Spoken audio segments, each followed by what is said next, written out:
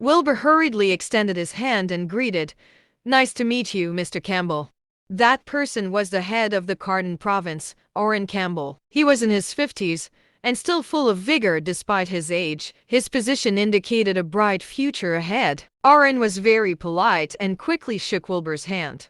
"Mr. Grayson couldn't stop praising you, which made me rather curious. So, I took the liberty of having him contact you.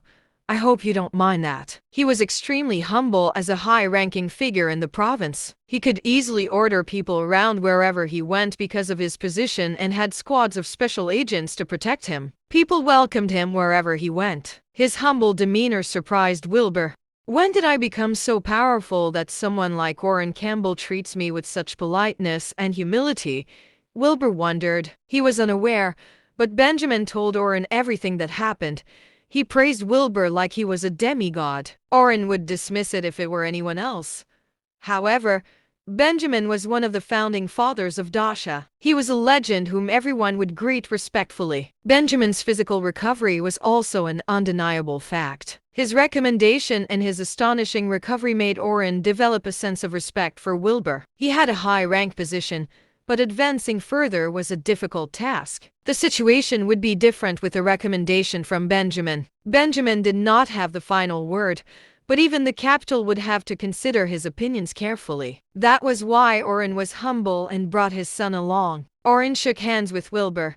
He smiled and said, "Benjamin spoke highly of you, so I felt I had to meet you in person. You're indeed a young and handsome man. I appreciate your kind words." Wilbur chuckled because he felt like Orrin was overdoing it. Benjamin said, "Thanks for your timely intervention for what happened earlier today. You've contributed to reducing the crime rate in our province. Let's have dinner at my place tonight. Consider it a small celebration of sorts." Wilbur nodded in agreement. He had to show respect. Orrin said, "Mr. Grayson, it's not that I don't want to stay, but I have a meeting in the evening. I'm the host, so I can't skip. Go ahead if you have business to attend to. We can choose another time for dinner." Benjamin replied. He understood that important duties should be the priority. Orrin stood up and apologized to Benjamin and Wilbur again. Then, he looked at his son and said, "Farron, stay here and accompany Wilbur and Mr. Grayson for dinner tonight. I'll join you on another occasion. Remember, don't be disrespectful in front of Mr. Grayson." Farron looked shy. He hurriedly stood up and nodded. Benjamin waved him away and Orrin finally left. Benjamin laughed and said, "Look at this guy and his tricks.